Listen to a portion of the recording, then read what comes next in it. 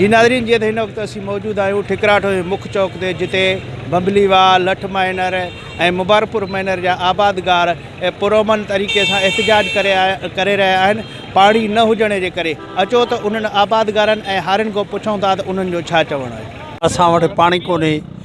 असां घोटकी फीट मीरपुर का जो पानी क्रॉस थिए थो उहो वॾेरनि जे हवाले आहे। उन ते ऑफिसर असांजो आहे ई कोन, असांखे नज़र ई कोन थो अचे त ऑफिसर किथे आहे।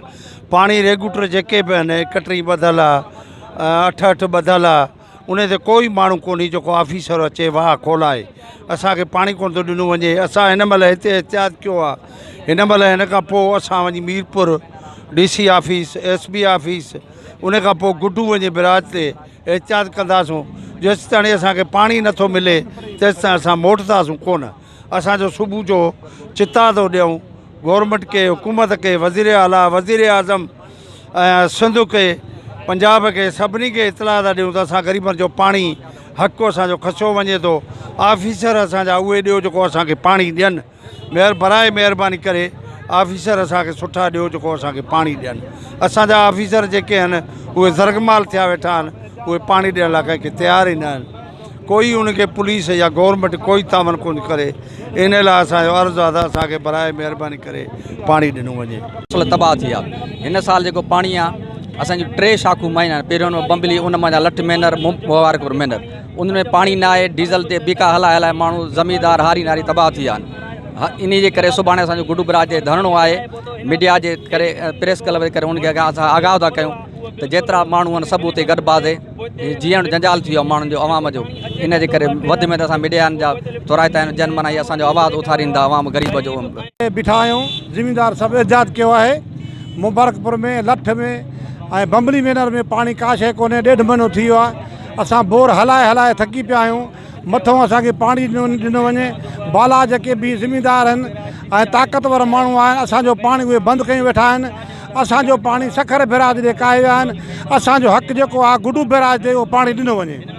असां वटि जेको आहे सो 1.5 महीनो गुज़री चुको आहे। लास्ट ईयर में इहो दवाउनि जो मसइलो हो, जंहिंजे करे फसल तबाह थी आहे। ज़रात मुकमल तौर ते तबाह थी वई। हिन वक़्तु इहो आहे त पाणी जो इशू आहे। पाणी असांजे घोटकी फीडर खे नथो ॾिनो वञे। उन खां बाद में वॾो ज़ुल्म जेको आहे खानगढ़ सब डिवीज़न में आहे। असांजा 3 वाहन लठ मेनर, मुबारकपुर मेनर, बम्बली मैन, बम्बली सभु, उन्हनि खे बि पाणी नथो ॾिनो वञे। असांजो इहो एहतिजाज अॼु खां वठी जंहिंजी शुरूआति आहे जेको आहे सो ठिकराठे खां, जेको असां सुभाणे आख़िरी दम ते असां धरणो हणंदासीं गुड्डू बिराज ते। जेसीं असांखे पाणी पंहिंजो हक़ु न मिलंदो, जेसीं ताईं असांजे पाणी पुछड़ी जे वाहन ते न पहुचंदो, ओसी ताईं असांजो एहतिजाज जारी रहंदो। अॼु जेको हिते असां धरणो मुनक़िद कयो आहे, इन जो मक़सदु इहो ई आहे त जेका मसूआ मां बम्बली माइनर ऐं मुबारकपुर माइनर ठठवा निकिरे थो, लठवा निकिरे थो, उन्हनि में पाणी न आहे। उन में इरीगेशन अमलो जेको आहे मुकमल ज़रदारी साहब जेको आहे इरीगेशन सीधा डायरेक्टर, उहो मिली भगत करे जेके बि पोइ पाणी जेको बि 2-3 हज़ार क्यूसेक अचे थो उहो लिफ्ट मशीनुनि ज़रिए पोइ कामरनि में विराए छॾे थो। हितां जे आबादगारनि खे हिन वक़्तु ताईं 6 महीने जी 6 तारीख़ आहे, हिन वक़्तु ताईं असां वटि पाणी न पहुतो। अगरि हिन 6 महीने ताईं पाणी न पहुचंदो, फुटी काटन न थींदी, त अॻिते ज़ाहिर आहे काटन न थी सघंदी। जॾहिं त मथां गवर्नमेंट जो इहो बि आहे ॾंडो त बाबा तव्हांखे काटन बेल्ट आहे, राइस बेल्ट न आहे, तव्हांखे राइस न आहे करणी। अगरि 6 महीने ताईं असां वटि पाणी न पहुचंदो, असां फुटी न करे सघंदासीं, त पोइ हिते मजबूरनि ज़मींदार हितां जा उहे सारी कंदा। सारी खां अलावा उन्हनि वटि कोई हल न आहे। मौसम जॾहिं त हली वेंदो। असां DC घोटकी, डायरेक्ट सीधा घोटकी, इरीगेशन घोटकी, सॼनि खे MNA MPA तक जे बस वारनि खे असां अपील कयूं था त मुबारकपुर माइनर, बम्बली माइनर, लठवा जे आबादनि खे पाणी ॾेई करे उन्हनि जे बचनि ऐं ॿारनि ते रहम कयो वञे, उन्हनि जे हाल ते रहम कयो वञे।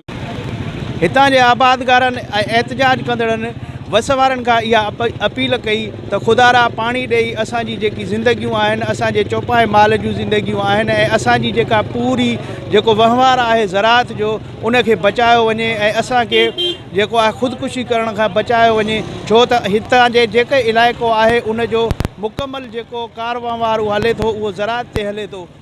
कैमरामैन मुग़ल मार सां गॾु मजीद मार, सिंध TV न्यूज़ ठिकराठो।